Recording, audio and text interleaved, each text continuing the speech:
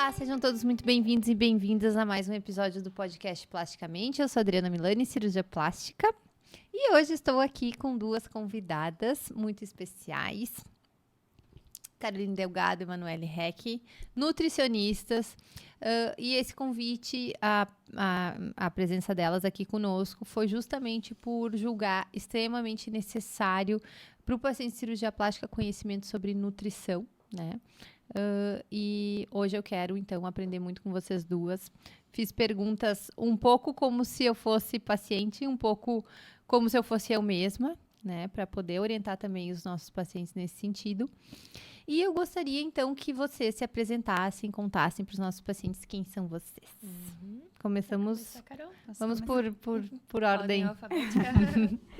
Diga, Então, meu Carol. nome é Caroline Delgado, sou nutricionista, formada há 5 anos. Tenho pós-graduação em emagrecimento e metabolismo e nutrição esportiva também. E atuo na área da nutrição em Caxias do Sul e online também. Atualmente, a maioria do meu público é feminino. Então, o que a gente vai conversar hoje é o que eu encontro diariamente no consultório. E eu espero que a gente possa agregar no teu podcast hoje. Com certeza. Bom, eu me chamo Emanuele Heck, sou nutricionista há 7 anos. Durante esse período, eu fiz 2 pós-graduações, uma em emagrecimento e nutrição esportiva e também nutrição ortomolecular. Né? Esse assunto que a gente vai trazer hoje, com certeza, vai agregar e enriquecer muito na vida dos nossos pacientes em comum e todas as pessoas. É isso aí, com certeza. Mas assim, ó, gurias, eu tô indo fazer uma cirurgia plástica, tá? Eu não quero ter que fazer dieta. Eu preciso me preocupar com nutrição. Se eu tô indo lá pra melhorar meu corpo, o que vocês acham? Normalmente esse é o pensamento dos pacientes, né? Para que eu preciso fazer uma dieta se eu vou mudar meu corpo com uma cirurgia? Eu converso bastante no consultório com meus pacientes que a eficiência da cirurgia não é só no ato cirúrgico, né? A gente tem que pensar todo no pré-operatório e no pós-operatório. O pré-operatório a gente sempre preza pela saúde do paciente, pela imunidade do paciente e na própria recuperação da cirurgia, que isso é muito importante também, né? A gente consegue beneficiar o paciente com umas estratégias bem legais na alimentação que tornam tudo mais leve. E também tem o processo de pós-operatório, né, a longo prazo. O paciente, ele tem uma expectativa bem alta estética, né? E se a gente não se programar e trabalhar para atingir um resultado bom, normalmente ele não vai atingir a expectativa. Né? A gente sempre fala que não pode se comparar com as outras pessoas porque o paciente acha que a cirurgia vai ser um milagre, vai resolver, vai transformar a vida dele. E, na verdade, não é assim, né? A gente tem que trabalhar para ter um resultado e para manter o resultado que ele vai ter através da cirurgia. Então, não é só lá no dia que ele vai ter a transformação da vida dele. Ele vai ter que manter aquilo lá, né? Manter, às vezes, aperfeiçoar. Tenho várias pacientes que tiveram um resultado bem melhor com o tempo, através do exercício, da alimentação correta, do que no pós ali em si, né? Sim, porque também o paciente acaba descobrindo um outro corpo que ele pode explorar e trabalhar em cima que ele não tinha antes da cirurgia, né? Então, ele passa a ver mais resultados do esforço dele, né, a partir do momento da cirurgia, e aí a nutrição vem mais importantemente do que às vezes antes da cirurgia. Não que isso não seja importante, e até, Manu, se tu puder nos falar um pouquinho, qual a importância da gente estar bem nutrido, da gente estar preparado para uma cirurgia do ponto de vista nutricional? Bom, quando a gente fala na nutrição, a gente tem que pensar no todo numa alimentação, né? Quando a gente pensa em passar por um processo cirúrgico, o nosso corpo ele tem que estar bem nutrido, né? Ele precisa ter toda a parte da imunidade bem trabalhada. E quando a gente fala nessa questão de prevenção, a gente precisa de um pouquinho de antecedência, né? Então, quanto antes o paciente ele procurar um acompanhamento com prévia, mais resultados ele vai ter e benefícios durante, né, o acompanhamento pré-cirúrgico, durante a cirurgia e pós-cirúrgico também. Né? Cuidar bastante essa questão da imunidade, até para o corpo ele ter ali ferramentas suficientes para passar por todo esse processo. Tá. E essa coisa assim, Carol, de emagrecer como uma meta para a cirurgia, né? Muitos cirurgiões acabam pedindo que o paciente emagreça para que se possa ter um bom resultado. Mas como tu percebe isso? E quando esse emagrecimento acontece de maneira muito rápida, ou às vezes às custas de muito uso de medicamentos, né? Isso acaba impactando na qualidade de recuperação que esse paciente vai apresentar? Na verdade, eu sempre oriento os pacientes que quanto melhor eles estiverem antes da cirurgia, melhor vai ficar o resultado pós, né? Então, a gente tem que ter consciência que eu peço para eles se cuidarem, para eles terem um resultado bem legal. Tem muito paciente que recorre ao uso de medicamentos, né? E agora o queridinho do momento é o Ozempic, né? Tá uma leva de gente usando o Ozempic, assim... Né? Então, ele reduz os níveis de açúcar no sangue e ele sinaliza para o cérebro que o teu estômago está cheio. Então, a pessoa está sempre saciada. Ela tem muitos colaterais, esse é um dos grandes problemas do Ozempic, sensação de cansaço, náusea, né? E perda de apetite total, consequência disso, fraqueza. Então, eu me preocupo muito com o pós, com a parada do medicamento, né? Essa parada do medicamento pode trazer vários problemas para o paciente, né? Ele pode ter o rebote, que é o grande X da questão. Se o teu corpo está entendendo que tu tá cheio e do nada tu para com o medicamento, o que vai acontecer depois? Tu perde a noção e começa o rebote, né? E o que me preocupa é esse rebote pós-cirurgia, entende? Porque tu vai estar com um corpo novo, né, com toda a cirurgia feita e vai ter o rebote. Como é que teu corpo vai se adaptar a isso? Então, isso aí eu acho que é um grande problema, que esse medicamento ele foi generalizado e tem que ter uma atenção com isso aí. E são 2 pontos importantes, né? Isso do paciente voltar a engordar mais e já estragar uma cirurgia recém-feita, né? Ou já ter uma perda desse resultado. E também essa fraqueza, digamos que tu pega o paciente na qualidade de matéria-prima, né? Para uma cirurgia já depletado. A cirurgia ela é uma sobrecarga metabólica gigantesca, Exato. né? É como se eu botasse uma pessoa debilitada a correr uma maratona, né? Então, a gente vê recuperações muito, muito sofridas, assim, no sentido cicatricial, no sentido de sobrevivência. A gente vê o paciente lutando ali para dia após dia, o que também não é o nosso desejo, né? Por isso que eu sou a favor da pessoa ir com calma, como a Manu falou antes, né? Se programar o quanto antes ela se programar, melhor vai ser o resultado dela, porque tudo que é com muita emergência, no final, não dá muito certo, né? Então, se o paciente consegue se programar, a gente consegue fazer uma dieta para ele pré-operatória, que ele vai ter resultados, mas sem prejudicar o metabolismo dele, sem prejudicar a imunidade dele, sem prejudicar as funções metabólicas dele. Então, ele pode sim ter o resultado que ele teve usando o Ozempic, mas com uma dieta ajustada para o objetivo dele, sem sofrimento. Que esse é o maior medo dos pacientes, né? Dieta.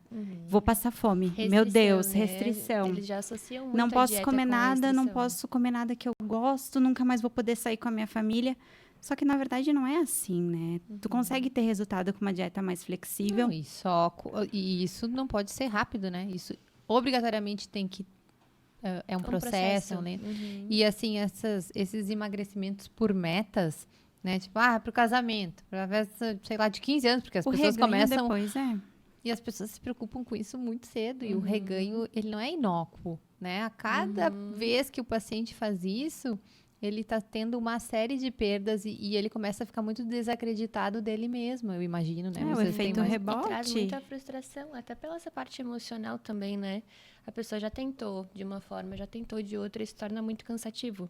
Por isso que tem até um certo tipo de preconceito com o termo dieta, nutricionista, né? O pessoal, ele já vem com uma carga pesada, né? Então, quando a gente passa por alguns traumas, assim, a gente tem que abordar de outra forma, né? Tentar tirar um pouquinho desse peso e trazer a leveza para esse processo, né?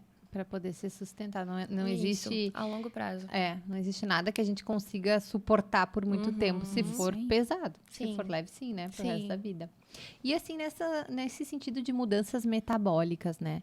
Para um paciente ou para uma pessoa se nutrir e até se desnutrir, né? A gente vê períodos da vida em que por algum motivo tu tá te alimentando mal, ou tu tá te alimentando errado, ou tu não tem o conhecimento. Quanto tempo uma pessoa leva pra se desnutrir? Daqui a pouco ela decide, não, eu quero fazer minha cirurgia, quero fazer em condições, quero fazer isso bem nutrido, não quero, quero minimizar ao máximo o risco de problemas de ferida operatória. Quanto tempo essa pessoa precisa para se realocar do ponto Se de vista restabelecer. nutricional? Isso aí. Pelo menos 3 meses, Adri. Pelo 3 menos meses. 90 dias, né?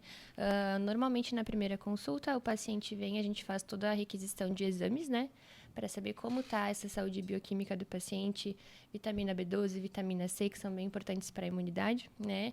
E a partir desse momento, se for necessário, a gente faz alguma suplementação, depois adequação alimentar.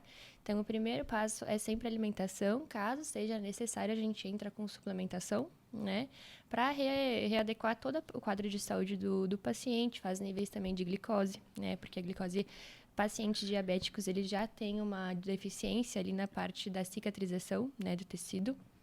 Então, todo esse estudo a gente faz e aí depois a gente faz as adequações alimentares em cima disso, né? E antes da cirurgia, refaz os exames bioquímicos para ter certeza, né, se os valores estão ali nos valores adequados. E aí depois sim, com a saúde em dia, todos os exames bioquímicos, a gente consegue ter melhor benefício, né? Nesse Entendi. processo Então, cirúrgico. idealmente, uns 3 meses antes vale a pena começar, então, esse preparo. Isso, pelo E menos assim, 3 meses. falando, Carol, mais focadamente a cirurgia, né? A gente sabe que alguns alimentos que são, e suplementos que são indicados até em questão de saúde, muitas vezes podem acabar impactando num sangramento aumentado, né? O que o paciente tem que prestar atenção antes da cirurgia? O que ele tem que regular e evitar até no pós-operatório, um pós-operatório ali de uma semana, de um mês, de 15 dias? O que tu tens a me dizer? Alimentos diuréticos, né? A gente até estava conversando ali, alimentos diuréticos que podem afinar o sangue do paciente, né? Então, tem algumas suplementações que são feitas que normalmente eu não indico, mas o paciente pode vir a utilizar, ou porque outro profissional indicou, ou porque ele leu na internet que ele pode, né? Então, são ginkgo biloba, ginseng também, cápsulas de alho. Esses manipulados ali, eles tendem a ser diuréticos, né? Então, eles afinam o sangue do paciente. E sangra mesmo. Então, sangra, né? Tem que evitar. O álcool também a gente pede que o paciente evite, né? Alguns alimentos isso a gente sabe. né? Mas É o básico, mas também precisa ser dito, né? Precisa ser dito, né? No pós-operatório também, A né? cafeína também, né? Aumenta a vasodilatação. Tudo que possa vir a causar mais sangramento no momento que a gente quer estancar, né? No momento de coagulação ali. Então, nesse momento, não são bem-vindos. E assim, no pós-operatório inicial, Manu, que a gente precisa, então, de uma hidratação maior. O que é mais importante que o paciente ingira, tanto líquido quanto sólido? Muitas vezes o paciente pergunta em relação ao chimarrão, ele vai estar se hidratando através do chimarrão? E alimentos, o que ele deve preferir, o que ele deve evitar? Os alimentos que a gente precisa dar um pouquinho mais de ênfase nesse momento no consumo são alimentos com vitamina K, né? Então, as folhas verdes escuras, o brócolis, né? E os que a gente precisa evitar são justamente esses alimentos que podem vir a afinar o nosso sangue, porque a gente precisa dessa coagulação nesse momento de cicatrização, né? Então, o chimarrão, ele nessa hora não é bem-vindo, né? O chá verde também não. Outro alimento que está super em alta agora, a cúrcuma, também a gente tem que interromper. O gengibre também, todas as formas de gengibre, seja ele em pó ou ele em natura, também a gente precisa interromper nesse momento, justamente porque a gente quer a coagulação como forma de um passo, né, da cicatrização. E o chimarrão, ele não conta como água, né? Isso é uma questão que a gente é muito falado. Se o chimarrão, se o chá, ele conta como hidratação, e não conta, porque a água, a fórmula química dela é H2O, né? E a partir do momento em que ela é aquecida, ela perde o oxigênio.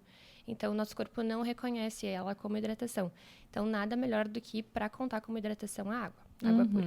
Tá? Então, chimarrão nessa hora de pós-operatório não é bem-vindo. Entendi. Então, cancela o chimarrão. Que é um vício para muita gente, E os né? isotônicos, Gatorade, esse tipo de... Eles podem vir a ajudar a repor ali alguns minerais, né? Mas nada que uma alimentação bem equilibrada não faça esse papel. A Que eu gente acredito tava que o básico bem conversando. feito é a melhor coisa. A gente vai, a gente vem, a gente acaba no básico, né? Aham. Os pacientes até gostam da ideia de que alguma coisa além Tem um de escolher o superpoder. seu alimento, né? De preparar o seu alimento, de escolher o que beber, poderia ser mais vantajoso, mas Fazer uma um listinha super elaborada, né? Justamente por tá passando por um processo de muitas vezes um sonho, de uma preparação, de expectativa. Mas o melhor caminho é sempre o básico. comida e comida de verdade, né? Isso. Uhum. Essa coisa do lanchinho, eu tenho presenciado bastante isso em relação à minha filha na escola, sabe?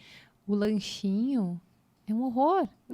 Tudo que tu encontra fácil e de desembalar rápido, pra gente já é horrível. Agora, tu imaginar que tu tá dando pra uma criança Sim. Uhum. um alimento nesse nível de industrialização, nessa pobreza nutricional, é quase criminoso, né? Então, no fim das contas, é a comida de verdade. Hoje eu fiz uma couve com farofa pra ela e milho. E ela come E eu tranquila. disse, é o que ela quer. Eu disse, filha, o negócio é o ela seguinte, gosta. vai rolar bullying, mas assim, tu vai estar bem Esteja alimentada e é o preparada. que tu tem vontade de comer. Eu não vou fazer minha filha comer bolacha porque... Porque o todo come, né? Tá entendendo? É, Então, na verdade é o mais prático, né? Acaba que na correria do dia a dia o pessoal opta pelo mais prático. É. Mas os pais, eles não... Isso eu prego bastante no consultório também, sabe? Todo mundo que tem filho passa por uma conversa assim. O impacto do que tu consome vai ter que impactar na tua casa também. Então, tu entrando pra dieta, logicamente, a tua família vai se alimentar melhor.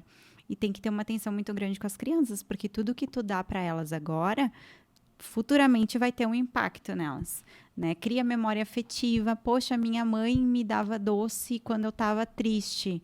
Minha mãe me dava chocolate depois do almoço. Isso cria raiz na nossa mente. Então, futuramente pode ser que tenha um impacto e aí vira um adulto com alguns problemas com compulsão alimentar ou de controle. Então, isso é bem sério. a gente tá usando sempre o alimento como uma muleta. Tu vê que não existe, né, atalho. Daqui a pouco o paciente vai lá fazer uma cirurgia. Ele precisa, sei lá, para ter um resultado de acordo com o que ele tem de expectativa, ele precisa emagrecer.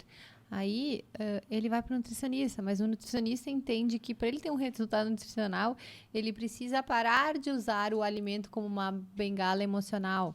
Então, ele vai ter que ir para o psicólogo.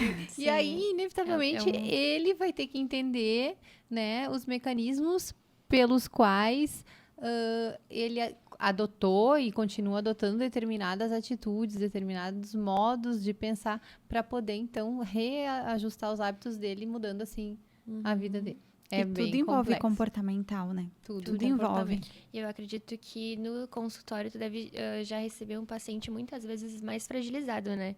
Que já tentou fazer um procedimento estético, que já tentou fazer um acompanhamento nutricional, muitas vezes sem sucesso, e eles buscam na parte cirúrgica, né? Esse tesouro, né? Que eles não encontraram O milagre. até então. O milagre, Então, é um trabalho bem de profundo. conscientização, assim, porque a gente também não pode prometer para o paciente algo que a gente não tenha como oferecer. Que vai ter que vir dele, né? Mas, Essa parte enfim. de... Eles têm ferramentas para entender para que lado eles têm que ir, né? Pelo menos é o que a gente está tentando criar aqui. Sim. E agora, voltando ainda, Carol, para essa parte de pós-operatório, uma queixa muito frequente dos pacientes é a constipação, né? Muito em função dessa desidratação que eles acabam sofrendo por ter muito líquido acaba sendo perdido para a área operada, né? O inchaço e tudo mais, o paciente fica desidratado e acaba constipado. Como fazer para driblar isso? Tem alguma coisa que tenha que ser iniciada antes ou no pós-operatório? O que tu aconselharia aos nossos pacientes? Na verdade, quando a gente fala de dieta pré-operatória, já engloba isso, né? A gente tem que trabalhar o intestino do paciente antes da cirurgia, não só como a imunidade dele, mas o intestino como um todo, né? Então, o consumo de fibras, hidratação de 40 ml por quilo de peso também conta. A gente tem que preparar o organismo do paciente pelo que ele vai passar, né? E também no pós, muita água, né? A gente tem que ter consciência. Normalmente o pessoal tá com o intestino preso e não entende. Meu Deus, eu como muita aveia, eu como muita fruta. Mas esquece que o principal é a água, né? Para o teu intestino funcionar. Muitas fibras, muitas frutas, alimentos laxativos. Então, a gente tem que trabalhar com o intestino da pessoa, dando bastante água para ele e bastante fibras também. Eu tive intestino preso e foi a forma que eu consegui liberar, né? Eu consegui ajustar ele com bastante água e Tu diz o teu bastante pós-operatório? frutas no meu pós-operatório. É. E uma coisa também que entra ali é que às vezes o paciente diz, mas tem problema eu comer, sei lá, uma bolachinha, água e sal? A questão nem tanto é o que ele vai estar ingerindo, mas é a substituição que ele está fazendo, o que ele está Exato. deixando de ingerir. Então, se ele deixar de comer lá uma fruta com a casca, porque ele fez um outro lanchinho, a gente vai estar, sim, tendo um prejuízo, né? A constipação Verdade. vai ficar exacerbada. Cada oportunidade que ele perder de comer fibra vai impactar na piora dessa constipação, que às vezes é muito sofrida, né? O pós-operatório por si já é sofrido. Agora tu começa, além da dor, além do inchaço, além da insegurança em relação à cirurgia ficar do jeito que tu quer. Sim. Ainda tu tá constipado, né? Até a questão emocional, né? Porque a gente tem toda a liberação de serotonina, os hormônios do prazer, do bem-estar no intestino. Então, se ele já está passando por esse momento mais crítico, né? Aí o intestino já está constipado, já não consegue ter toda a absorção dos nutrientes, porque um intestino constipado ele não consegue ter a absorção dos nutrientes, né? E não consegue liberar ali os hormônios do bem-estar, aí só piora o quadro de recuperação, né? Do emocional em si, a gente subestima toda a a saúde. importância do hábito intestinal regular, né? Nessa questão de bem-estar, que é tão importante no pós-operatório, por exemplo. Isso. Não dá para fazer pouco caso. Não. E assim, Manu, a partir do momento, então, em que eu tenho lá um resultado muito próximo do que eu tinha de expectativa, e eu, de alguma forma, quero ou modificar esse resultado para melhor, né? Através de uma hipertrofia ou manter ele, né? E me mantendo eutrófica, como é que vai ser essa manutenção de resultados? Eu tenho que procurar um nutricionista? Eu posso fazer isso por conta? O que tu indicaria? Quando o paciente ele vai passar pelo processo cirúrgico, ele já é eutrófico, né? O IMC ele já está dentro da média, ele já tem uma massa muscular adequada. A gente tem que continuar tendo uma boa escolha alimentar, né? De carboidratos bons. A gente não pode ter aquele medo do carboidrato, né? De corta tudo, porque a pessoa ela vai estar se sentindo mais inchada, ok, mas não é momento de restrição agora, né? A gente precisa ter um bom consumo de proteínas também, aporte proteico durante o dia, né? Durante toda essa recuperação. E, se for o caso, fazer ali uso de alguma suplementação, né? Por conta da inflamação pós-cirúrgica, normalmente eu não aconselho o uso de whey protein através de leite ou carne vermelha, que também existe. Existem opções de whey protein através de proteína vegetal, né? Através do brócolis, da ervilha. Então, é uma boa ferramenta para a gente estar fazendo uso nesse momento. Se a gente não consegue fechar através da alimentação, né? Que seria primeiro a alimentação, depois a suplementação. Então, é carboidrato de qualidade e proteína de qualidade. Certo. E assim, a gente ouve falar muito em termos novos, né? Por exemplo, na minha época de adolescente, que eu fazia minhas dietas maluca, nem pensar. Era ou a dieta da sopa ou a dieta disso. E agora a gente escuta conceitos como alimentação intuitiva, alimentação consciente. O que seria isso, Carol? A alimentação intuitiva é você ter controle do que você está se alimentando e comer somente quando sentir fome. Então, é uma estratégia, né? Tem alguns pacientes que adotam, que já vêm assim para nós. Eu acho meio perigoso, às vezes, né? Porque comer só quando sentir fome, às vezes a pessoa esquece de comer, né? Passa o dia sem comer e aí acaba sente fome o tempo inteiro. Sente fome o tempo inteiro. Então, é legal, né? O intuitivo, mas a gente tem que ter uma atenção com isso aí também. Eu acho que acaba se aplicando para um grupo de pessoas num nível de autoconsciência, assim. E às vezes nem é questão da gente ter, tipo, yoginis, assim. Nem é tanto questão de autoconsciência, mas é como a gente se distrai fácil da gente mesmo, né? Sim. Como a gente acaba se desconectando da gente mesmo com uma frequência maior do que nós gostaríamos. Pega um dia muito atribulado, né? Eu mesma me peguei várias vezes, assim, dias de cirurgia o dia inteiro. Eu chegava no carro, e eu nem tinha uma leitura dessa mão, eu só via essa mão procurando algum chocolate No aqui do lado. automático, né? Né? Então, para tu te manter fazendo uma alimentação consciente, intuitiva, sem contar com alguém ali, né, te apoiando, te monitorando, é muito complicado, eu acho arriscado. Mas o conceito é muito interessante, né? É muito interessante. Eu acho que os pacientes de vocês, com o tempo, acabam, principalmente perto da alta ali, né, nutricional, evoluindo para uma questão mais ou menos assim. Mais ou menos assim. Eu acho que quanto mais consciência a gente tiver do nosso dia a dia, dos nossos hábitos de vida, mais fácil a gente chegar nesse ponto, né? Porque é muito fácil, nesse período, a gente ter certas compensações, né, Carol? Então, eu não tô com fome agora de tarde, então vou passar. Mas aí ele, pelas 7, 8 horas da noite, vem a fome e vem com força. Vem com força, acumula Aí, todas que as eu faço? refeições. Aí eu vou fazer todas no dia. Então, é muito fácil a gente ter essa compensação alimentar. Não, e é o que os pacientes trazem, né? Porque, mas eu não como nada o dia inteiro, né? E aí, Daí tu na vai- única refeição, Uhum. como é que pode, né? Os pacientes terem uma percepção tão equivocada do que e do quanto eles comem, né? Como é que a gente explica? Tanto que uma ferramenta que a gente usa bastante, eu uso bastante no consultório, é o recordatório alimentar. Porque muitas vezes o paciente ele vem com crenças, né? Eu não como, mas eu engordo, não sei de onde, como que acontece. E né? as beliscadas. Aham. O E aí dia tu inteiro vai- comendo amendoim. E aí tu vai questionando. Ai, tu vai Carol, questionando, nem me tá? fala. Aquele teu último post acabou comigo, porque eu era louca do amendoim. Eu, não, amendoim. É saudável. O dia inteiro comendo amendoim. Meu Deus, eu não sei por que eu engordo. Eu nem como. Sim. Eu Se tenho um amendoizinho entupindo de ali na bolsa, amendoim. se alguém quiser. A beliscada, ela é uma ótima maneira da gente se iludir, da gente se enganar. Sim. É. E o recordatório alimentar serve justamente para isso, né? Controle. Mas de manhã e quando acorda. Porque às vezes vem pacientes assim no consultório que tu pergunta o que tu almoçou, é final da tarde, não lembra.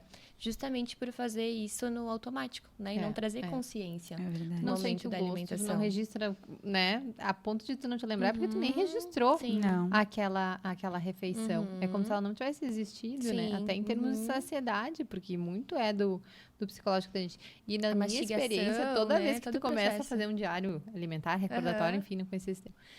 O que acontece é que tu começa a te deparar com a realidade, né? E tu acaba ficando constrangido e Mas até na própria consulta, às vezes a gente conversando com o paciente, e aí eu pergunto, o que tu come de café da manhã? Eu como pão. E de tarde, eu como pão. E de noite, eu como pão.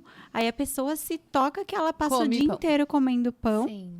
e não entende. Não que pão não possa, né? Agora a gente tá vivendo uma fase de terrorismo alimentar, né? Aham. O que a blogueira falou que não pode é o que vale para todo mundo, né? Os pacientes chegam, meu Deus, eu não posso comer pão, eu não posso comer doce, eu não posso comer nada. Só que não é assim, né? Só que tudo é na quantidade certa. Existe o terrorismo alimentar que tá aí para cortar tudo de todo mundo, e existe o equilíbrio, que é o que a nutrição prega. O equilíbrio não é que tu não possa nunca mais comer nada, é que tu pode comer nas quantidades e nos horários certos, né? Existe um equilíbrio e é assim que a gente trabalha, né, mãe? A gente precisa pensar também que isoladamente nenhum alimento tem o poder de te emagrecer ou de te engordar, né? Exato. Que o pessoal fala, o pão engorda. Não, a gente tem que pensar na quantidade e na frequência que a gente Exato. faz. É né, que esse em consumo. 30 segundos de Reels, eu consigo aprender que se eu comer um alimento, sei lá, comida X, eu vou estar sentenciado a engordar. Mas eu não consigo, em 30 segundos, entender o que é uma alimentação balanceada, o quanto que eu preciso me dedicar a aprender o que é certo, o que é errado. Eu não consigo, em 30 segundos, desfazer tudo que eu aprendi na minha casa, na minha infância, como é que a minha mãe se alimentava, como é que, né, a minha família, meu núcleo familiar, os avós, às vezes. Então, são movimentos maiores que precisam ser feitos. E é muito mais atraente a gente pegar dicas, né? E ficar no raso, né? E não ficar se no raso. aprofundar. Mas a dica que vale para um não vale para todo mundo, não é generalizado, né? É. Por isso que a nutrição ela deve ser individualizada, né? O plano alimentar da pessoa é personalizado, de acordo com o metabolismo dela, de acordo com os horários dela, os hábitos dela, as aversões, coisas que ela não gosta, intolerâncias. Então, às vezes, a gente pega algumas dicas ali de um pouco de um e um pouco de outro Que e não forma se um aplica. conceito que, na verdade, não se aplica pra gente. serve, não A gente aplica. fica mais perdido do que começou, né? Exato. É. Então, a gente tem que ser seletivo com as informações que a gente tem por aí. É. Hoje em dia tem muita informação, mas nem tudo se aplica para pessoa, E né? esse terrorismo, esse medo da comida é muito complicado, né? Porque se tu vê a comida como teu inimigo, como é que tu vai fazer as pazes? Exato. Né? Por onde é que tu vai começar a voltar a te relacionar de uma maneira saudável com o teu alimento, né? Então, É difícil. Tenho pacientes que é uma briga constante com a comida. É complicado. E a gente vai... digamos assim, que o alimento de baixa qualidade nutricional, ele vai entrando assim, tipo uma autoimunidade. Quando tu vê, ele tá fazendo parte da tua rotina. Da tua casa, quando vê, tu já tá no E tu mercado, não reconhece já tá ele levando. como um difícil sair, perigo, né? Sim. né? Mas é que hoje em dia as indústrias alimentícias, elas têm estudos, né? Que estudam o nosso cérebro. Eles sabem a quantidade de sal, a quantidade de gordura, a quantidade de açúcar, né? Os industrializados, que vão te deixar cada vez mais viciados naquele tipo de alimento, né? Então, por isso provoca esse ciclo vicioso que é difícil de sair, né? Justamente pela parte comportamental e pela parte química também, que Claro. foi feita para te viciar, né? Então, realmente, eu digo que quando a gente escolhe seguir uma linha de bons hábitos de vida e boa alimentação, atividade física, a gente está indo contra a maré. É verdade. É mais difícil, é mais trabalhoso, mas tem toda a recompensa depois. É. Né?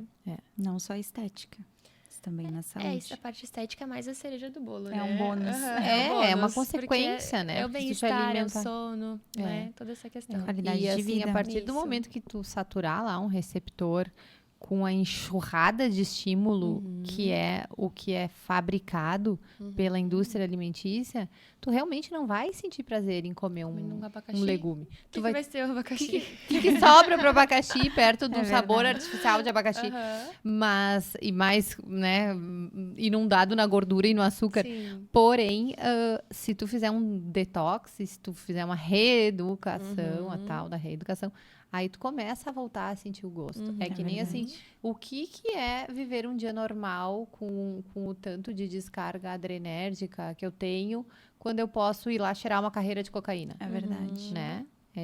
Acaba sendo... O hiperestimulado não vai ser não estimulado tem. como o mediano. Claro né? que não. Que graça vai ter eu Sim. receber o bom dia lá na padaria se eu posso tirar uma carreira de cocaína e ficar loucão o dia inteiro? É Né? verdade. Tô dando um exemplo Outro extremo, exemplo. mas é que os pacientes precisam entender que não é o fato de ser legalizado esse tipo de alimento que faz essa alimentação ter algum valor, Sim. né? E realmente, quanto mais o paciente facilitar a vida dele procurando esse tipo de alimento que já é intencionalmente arquitetado para viciar ele não vai conseguir voltar a ter prazer na alimentação que oferece nutrição para ele mesmo. E eu ouço muito dos pacientes, eu comi tal coisa e desde então não consegui voltar para a dieta, né? Porque desperta aquele gatilho de comer aquela coisa e é difícil voltar para a dieta depois que parece ser tão sem graça comer arroz e frango, arroz e salada, parece ser tão sem graça. Por que se eu posso comer um hambúrguer, uma pizza? Então desperta esse gatilho. Só que é o que eu explico. Não é porque tu derramou um pouco de água que eu vou jogar o copo todo no chão, né? A gente tem que saber sair da dieta, mas a gente tem que saber voltar. Então, tem que ter um equilíbrio. A nossa vida não é feita de extremos, né? Então, não é porque eu comi uma vez que eu preciso comer todo dia. Então, são exceções que vão construindo um hábito. Então... a construção do hábito, ela é fundamental. Não é Exato. 2 dias comendo uma salada que eu vou começar a gostar de salada. É verdade. Né? A gente precisa, assim, eu vou me propor para fazer isso pelo tempo tal. Né? Aí, depois de 3 meses comendo direitinho, tenta voltar a comer o hambúrguer, ver se tu vai gostar da mesma forma. Né? Já não tem mais aquele mesmo apelo que tinha antes. Isso porque acontece não é... Desculpa te interromper, Adri. Mas acontece muito com a questão das pessoas que deixam de tomar o refri, né? Porque ele é um químico feito, a função dele é ser consumido, né? Ser vendido. E acontece muito de ter esse sabor artificial. Então, muitas vezes a pessoa deixa de tomar, vai lá tomar e, nossa, como eu conseguia tomar, como eu gostava disso. E assim, como é que isso matava a minha sede? Eu me lembro ainda quando eu era estudante de medicina ou residente, que eu fiz um acompanhamento nutricional em Porto Alegre. Ela disse: tu precisa tomar água. Se eu não gosto de água, eu entro num lugar e eu compro qualquer coisa menos água. Sim. Então, tu não pode mais comprar essa coisa que tu tá comprando. Né? Qualquer bebida que não seja água é uma competição que não é descabida. Sim. Agora, quando tu volta, olha, a água me mata a sede. A água, né, me traz outros ganhos. Só que tu precisa dar uma chance pra água. Sim. Né? O problema é que a gente não dá chance pra botar esses outros alimentos. Não abre o espaço muitas vezes, né? É verdade, meninas. É bem complexo, mas é bem gratificante, né?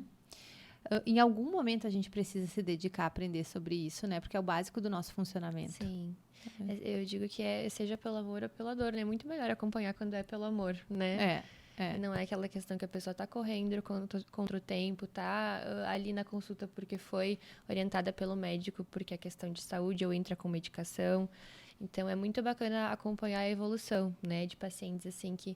não, eu digo que a parte estética é a menor parte, né, mas é aquela coisa de, antes eu ia num restaurante por sair comer fora, eu já comia alguma coisa que era gordurosa, enfim, não tinha valor nutritivo nenhum, era besteira, né, e hoje ela chega indo no restaurante, mesmo que seja no final de semana, consegue manter boas escolhas alimentares, consegue sentir prazer, né, com a alimentação e buscando mais qualidade de vida e energia, a questão do rendimento durante o dia, não só pela parte estética, né? Então, quando acontece esse tipo de evolução, assim, é realmente muito bonito de acompanhar. É verdade. Super gratificante. Sim. E assim, meninas, vocês já fizeram procedimentos que não tinham tanto a ver com essa questão de ganho, perda de massa magra, massa gorda. Como que vocês considerariam a possibilidade, por exemplo, de mexer com o tecido adiposo de vocês cirurgicamente, tipo uma lipoaspiração? O que vocês acham? Qual que é digamos, o ponto de corte de vocês? Assim, vocês acham que tudo se resolve com a dieta, né? Eu acho que a partir do momento em que o paciente ele já tenta, né, já tem uma alimentação adequada, já tem essa parte de treinos, né, na rotina dele, mas tem aquela gordurinha, aquela sobra de pele, né, enfim, essa parte de abdominoplastia, me embananei. É chato mesmo. Abdominoplastia, assim, quando a gente fala desses tipos de procedimento, eu acredito que eu sou a favor, né? Quando a pessoa já mantém uma rotina adequada da alimentação e de treinos, então ela precisa daquele ajuste final, eu sou a favor. Isso aí. Eu nunca digo que nunca, né? Porque agora não é a minha realidade, não é a minha prioridade, né? Mas daqui um tempo, quem sabe, eu mude e ache que eu precise, sabendo dos prós e dos contras, eu decida fazer. Por que não, né? Eu sempre tenho uma conversa com as pacientes na hora da avaliação física, né? Elas me perguntam, isso aqui sai com dieta ou só com lipo? Né? Então, eu falo até onde sai e até onde não, né? Porque às vezes é sobra de pele pela gestação, pelo excesso de peso que teve, emagreceu bastante, sobrou pele. Então, tem situações e situações. Acredito que algumas coisas só com cirurgia e outras a gente consegue mexer com a dieta. Então, eu oriento as pacientes. Pensa, conversa, vai no médico lá, conversa, vê o que vocês acham. E a gente vai trabalhar em cima do que tu decidir. É um ponto de equilíbrio também, Exato. né? Nem tudo se resolve com a cânula e nem tudo se resolve com o garfo. Exato. Né? Então, o paciente ele não pode ter esse preconceito com recursos que não são exatamente os recursos que ele está considerando naquele momento. Ele diz, talvez daqui eu precise também disso aqui. E tem que alinhar as expectativas também, né? Às vezes a pessoa acha que fazendo dieta ela vai conseguir eliminar o excesso de pele ali que ela tem. Realmente não adianta eu dizer para a pessoa que ela vai, né? Porque não vai. Então tem algumas situações que a gente tem que ser... Sim, e aí eles chegam digamos assim, eles concluem um processo de emagrecimento esperando um tipo de corpo e acabam ficando frustrados porque às vezes o que eles gostariam de resolver Não Assim necessariamente. como na cirurgia. Acredito Exatamente. que pós-cirurgia eles esperavam ficar com Na outro própria físico. abdominoplastia, quantas vezes aquele excesso de gordura visceral é uma surpresa super desagradável, que o paciente tinha uma expectativa de um abdômen chapado. Às vezes né? chega até com alguma foto para mostrar algum exemplo, né, do abdômen, dos sonhos. Só que a gente sabe que essa parte da gordura abdominal, a visceral, ela só é retirada através do emagrecimento. Exato. Né? Exatamente. Com a qualidade de vida, E treino assim, e mesmo alimentação. que tu não retire, essa gordura visceral, ela é marcador de risco. Uhum. Então, assim, até que ponto tu vai estar ali desejando ter um corpo esteticamente ok quando tu sabe que a tua saúde tá ameaçada? Sim. Né? Então, são coisas que a gente tem que pensar Uhum. desde jovem. Né, meninas? Eu E sempre falo para os pacientes que o resultado final depende mais dele do que do cirurgião, né? Porque o resultado final, como tu vai ficar daqui 1, 2 anos, depende mais de ti, do paciente, do que o próprio cirurgião. Às vezes eles podem colocar a culpa no médico que fez a cirurgia porque ela não tirou tudo o que devia ter tirado. Ouço bastante. Mas na verdade não é, né? Na verdade, aquilo ali é tua responsabilidade, né? a gente tem uma possibilidade de aperfeiçoamento, né, de alguns resultados. Exato. A partir do momento que a gente considera um resultado pronto, a gente pode reavaliar, ver se existe espaço ainda para algum aprimoramento, né? Porém, o que está ao alcance do paciente, eu nunca vou conseguir fazer. Exato. Né? E às vezes o que o paciente gostaria é justamente algo que parte competiria a ele. Se competisse a mim, seria ótimo. Né? Vocês devem ter exatamente essa sensação, né, com o trabalho de vocês. Então, ao mesmo tempo também, às vezes tu entrega um resultado e quando tu vê o paciente chega com um resultado muito melhor do que aquele que tu entregou, porque ele realmente pegou daquilo e fez chover. Isso é incrível. Vestiu a né? camisa e fez acontecer. Isso é incrível. Pontapé inicial. Tira lá aquele avental, coisas que realmente impediam o paciente, às vezes, de botar uma legging para ir malhar. E a partir dali o paciente vai. E a autoestima mexe muito, né? Com tudo. Sim. Muito. Muito. Muda A autoestima muda tudo. Meninas, tá bom o papo, né? Mas assim, o que vocês diriam, um paciente pensando em fazer uma cirurgia plástica, o que vocês aconselhariam para esses pacientes do ponto de vista nutricional? Vocês podendo, então, abordar esse paciente um pouquinho antes dele tomar essa decisão e fazer o procedimento cirúrgico. O que vocês diriam para esses pacientes? Eu acho que o primeiro passo, assim, é trazer essa conscientização, né? De como pode ser bom cuidar da alimentação, de como é um processo, né? Hoje em dia não existe nenhum tipo de procedimento, nenhuma medicação que tu vai fazer uma vez na vida e que tu não vai precisar mudar tua alimentação, mudar teu estilo de vida. Então, a gente tem que trazer a consciência disso, né? De que não existe nada milagroso, de que ele vai ter que fazer o trabalho de qualquer forma, né? Que é cuidar da alimentação, ter uma boa qualidade de vida, atividade física, então, e que ele goste desse processo, né? Que não seja uma coisa pesada, né? E que aí ele vai ter um bom resultado na cirurgia dele e não vai trazer esse peso, né? Vai ser um processo leve e gostoso de fazer, né? De ser feito. É isso aí. Carol. Eu diria para começar o quanto antes, né? Começando o quanto antes, depois vai ser mais leve, vai ser mais fácil, não vai ser um sacrifício. Com uma alimentação estratégica pré-cirúrgica, a gente consegue prevenir alguma complicação que possa ocasionar, tornar o pós menos sofrido também. Então, acredito que o quanto antes a pessoa toma consciência que a alimentação pode tornar tudo mais leve, mais fácil vai ser. E depois o pós também é hábito, né? O que a gente falou até agora. É mudança de hábito. Se a pessoa ela começa já, é bem mais fácil depois ela manter aqueles hábitos que ela adquiriu. Então, acredito que é isso aí. É isso aí, meninas. É isso aí. E, mais uma vez, é muito importante a presença de vocês aqui, porque o paciente que vai buscar uma cirurgia plástica, ele não quer só uma cirurgia plástica, ele quer melhorar, ele quer mudar de vida, ele quer ser mais feliz, né? E existem algumas coisas que, inevitavelmente, se a gente quer evoluir, precisam ser feitas, né? E a alimentação, a gente conversou muito aqui sobre isso, não é assim, eu vou emagrecer 2 quilos para fazer minha cirurgia. Eu quero ser uma pessoa melhor por dentro, por fora, por cima, por baixo. Eu quero ser uma pessoa melhor nutrida, eu quero ser uma pessoa com energia, eu quero ser uma pessoa com saúde para desfrutar do meu resultado cirúrgico. Eu quero ser uma pessoa com saúde mental para conseguir perceber a minha melhora e não focar ali. Ai, sei lá, minha mama desceu 1 milímetro, meu nariz está meio centímetro. Sim. Entende? Se cobrar uma perfeição, né? Exato. Se cobrar uma perfeição e evoluir de todos os aspectos, em todos os âmbitos, né?